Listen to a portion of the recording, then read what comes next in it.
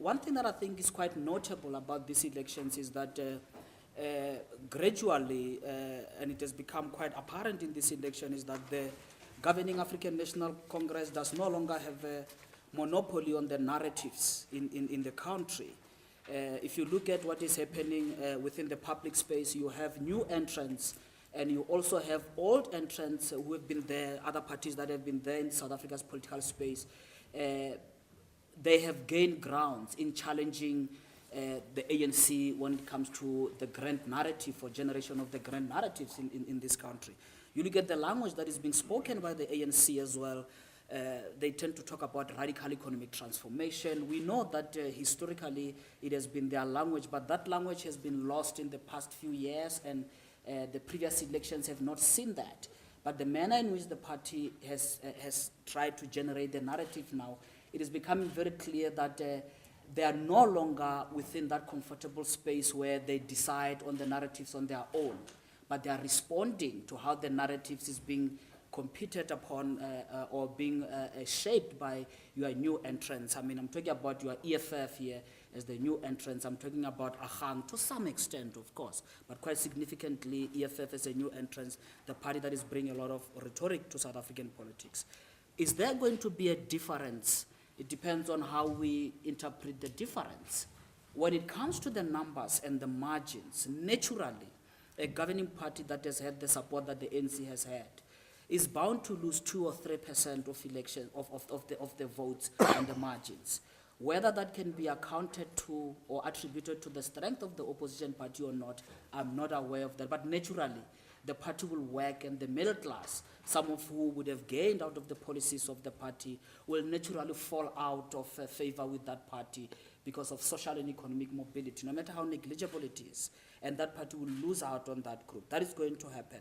The question is whether, if you look at the opposition parties that we have, are they going to accelerate that loss? Are they going to add another % or 2%, resulting in the ANC losing 5% or so? It is highly unlikely because the opposition itself, there is too much commotion within the opposition.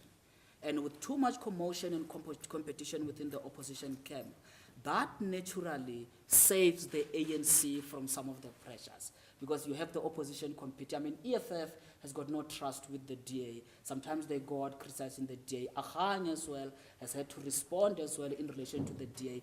That generates a lot of commotion within the opposition in a way that attention, therefore, is no longer on the ANC. Pressure on the ANC seems to lessen. And I'm afraid, looking into this election, if you look at the numbers, there just might be a lot of that commotion in terms of the shifting of the votes among the opposition, without any significant shift of the vote outside what the governing party has. I'll give a quick example before I finish. Look at Limpopo, for example, a province that I've looked at, and I did the numbers on Limpopo. If you look at Limpopo, interestingly, from the 1994 elections until the previous elections, all the parties that have gained position 2 and 3, none of them have maintained that position. The ANC have always maintained position 1 in Limpopo in the 3 elections, but you have alternations in position 2, 3. That means, therefore, that it is becoming very difficult for opposition parties or new entrants in South Africa to consolidate their position. Are we going to see that? Because that signal, you have a lot of movement within the opposition competing for position 2 or 3. Is that what we are going to see? Because if you do not have an opposition party that can maintain that, of course the DA has been able to maintain it nationally. If you don't have an opposition party that can sustain position 2 and be able to make inroads gradually, you are going to have a long period where the governing party dominate position 1 and no one gathers sufficient ground to actually sustain any attempt to make inroads into that. So in a nutshell, this election brings us very interesting rhetoric, which will go beyond elections. When it comes to the numbers, I don't think there will be any significant shift.